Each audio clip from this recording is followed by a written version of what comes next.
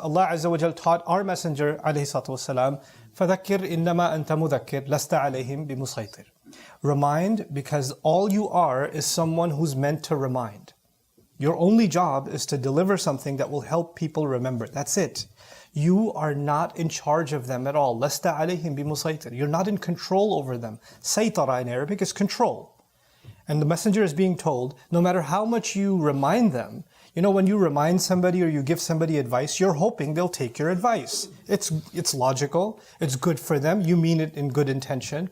Why wouldn't they listen to you? And when you give somebody advice out of concern and love for them and they don't listen to you, it's frustrating. Why aren't they listening? I told them, I even clarified to them why I'm telling them this. They know it's good for them and they're still not listening to me. And a kind of a frustration and an anger builds inside you. And that frustration, it may not be because you're arrogant, maybe it may not be because you want people to be under your command, but it may simply be because you want them to change for their own good. And that's what the Prophet wanted, sallallahu alaihi wasallam, for his people. And yet many of them wouldn't change. I'm reminded most powerfully of what happens at the passing of Abu Talib. Abu Talib is an uncle of the Prophet ﷺ, who's not like Abu Lahab. He's not like Abu Jahl. His other uncles were adamantly against Islam.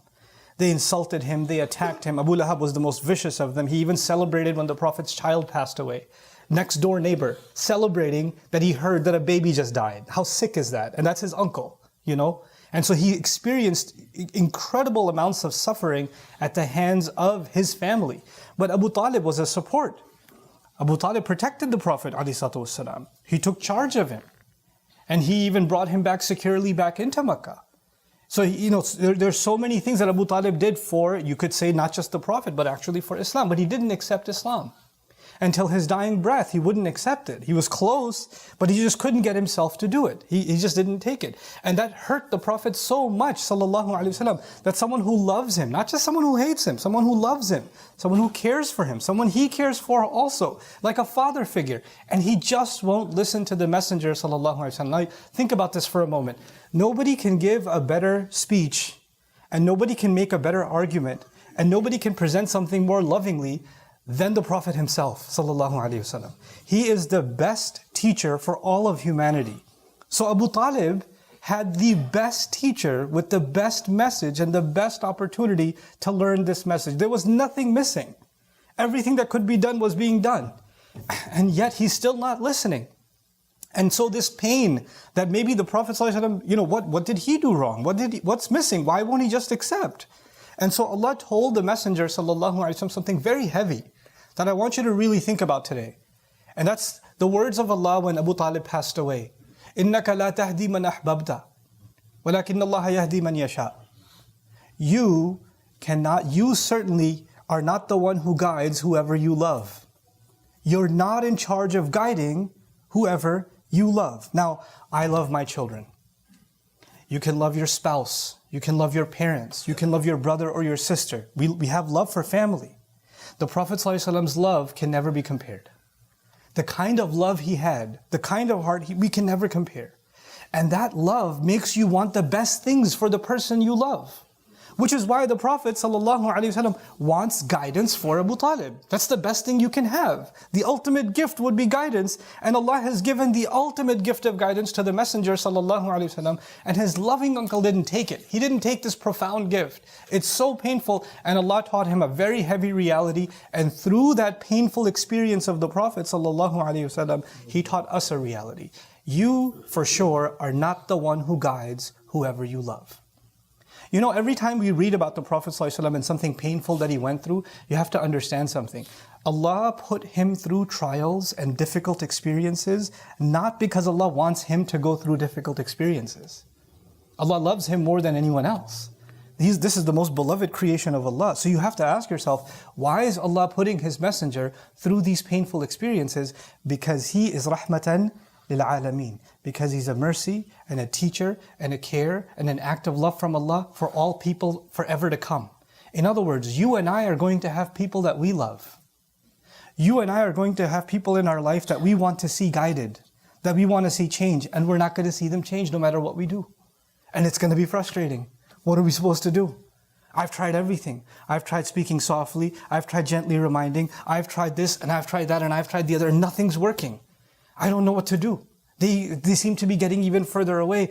And it is in these moments that we have to remind ourselves of the exact same pain that the Prophet ﷺ felt at people like his uncle. And by the way, it's not even limited to his uncle. In the Arabic language, إِنَّكَ لَا تَهْدِي مَنْ أَحْبَبْتَ, this is called al-a'id, al-damir al-a'id in grammar.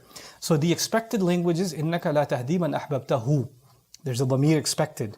But there's a hadful damir, there's a pronoun missing. And what that does is that the ayah is not even limited to the uncle of the Prophet ﷺ. The ayah is actually open to his love for all people and all, the entire Quraysh, all of humanity. The Prophet ﷺ's burden was not just his family.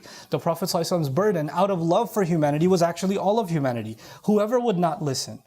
Whoever would not listen. Can you imagine the analogy he gave ﷺ about his love for giving people guidance? He would compare himself to someone standing in front of a fire, and these insects and these moths, they get attracted to the light and they fly right into the fire. And he's trying to shoo them away.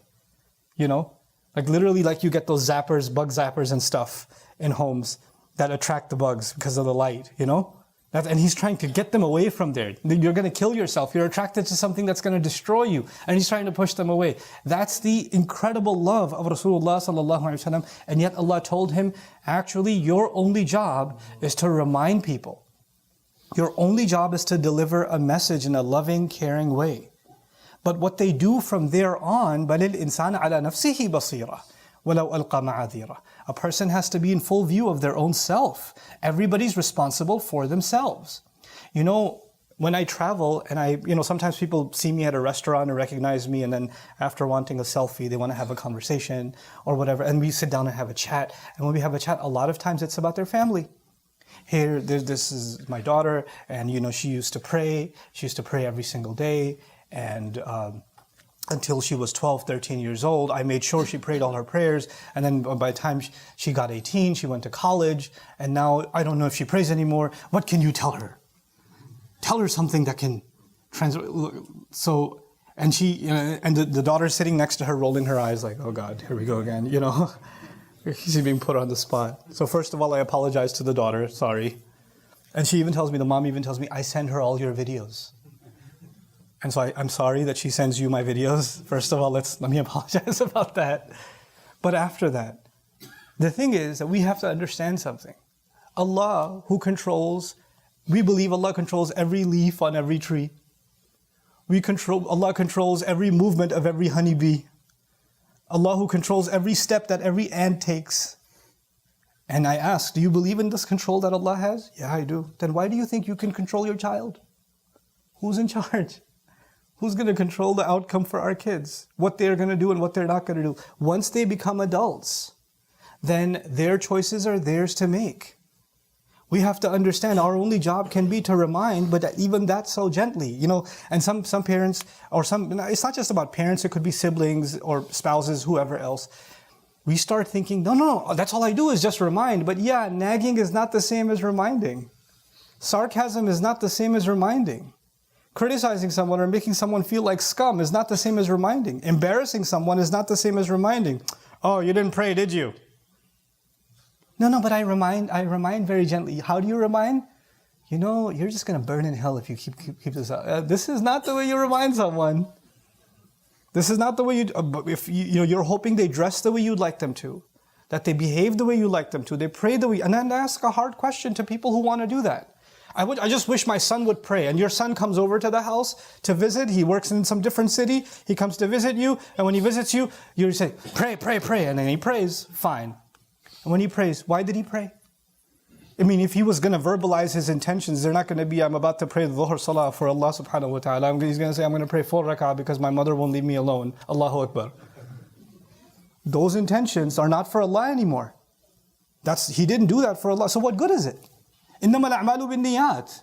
Actions are only good if their intentions are right. Doesn't everybody know that? So if we're trying to control what somebody else does, and now they're doing it because we wanted them to do it, and we forced them to do it, or we pressured them to do it, or we nagged them into doing it, then they're doing it for the wrong reasons, which makes it completely worthless. It's utterly worthless. And so here, what the messenger is being taught is a profound, heavy truth. We are not in control. We're not in charge. We cannot control any other human being in what they do. No one. No matter how much we love them. No matter how much we think we're responsible for them. And that's the next thing. Parents feel like they're responsible. A spouse might feel like they're responsible. An older brother or a sister might feel like they're responsible. But I'm responsible. My younger brother is drifting away. He's doing bad stuff. I need to stop him. I'm responsible for him. A father might feel responsible. A mother might feel responsible. The thing is, nobody's ever going to feel more responsible than Rasulullah sallallahu alaihi wasallam. Nobody. Nobody will ever have more of a sense of responsibility. And he did feel the burden, the pain of people not listening, of people drifting away. He did feel that pain. And yet Allah told him there's a reality that even if it's in your mind, your heart forgets it. And your heart needs to remember that you cannot guide whoever you love. And when you see the one you love going in harm's way, if you saw your child, going towards a swimming pool and they don't know how to swim, if you saw somebody heading towards a car crash, if you saw that, you'd want to stop them. That's what naturally we want. That's a protective, sense that Allah put inside all human beings. We want to protect those that we love. But we have to do it after understanding that when it comes to guidance, when it comes to changing somebody's behavior, that we have to follow the model given to our Messenger sallallahu alaihi wasallam. And he's being told, your only job is to remind. You are not in control. Lasta alayhim bimusaytir. You are not in control over them at all. I hope you guys enjoyed that video clip. My team and I have been working tirelessly to try to create as many resources for Muslims to give them first steps in understanding the Quran all the way to the point where they can have a deep, profound understanding of the Quran. We are students of the Quran ourselves, and we want you to be students of the Quran alongside us. Join us for this journey on bayinatv.com, where thousands of hours of work have already been put in. And don't be intimidated, it's step by step by step, so you can make learning the Quran a part of your lifestyle. There's lots of stuff available on YouTube, but it's all over the place. If you want an organized approach to studying the Quran beginning to end for yourself, your kids, your family, and even among peers, that would be the way to go. Sign up for bayinatv.com.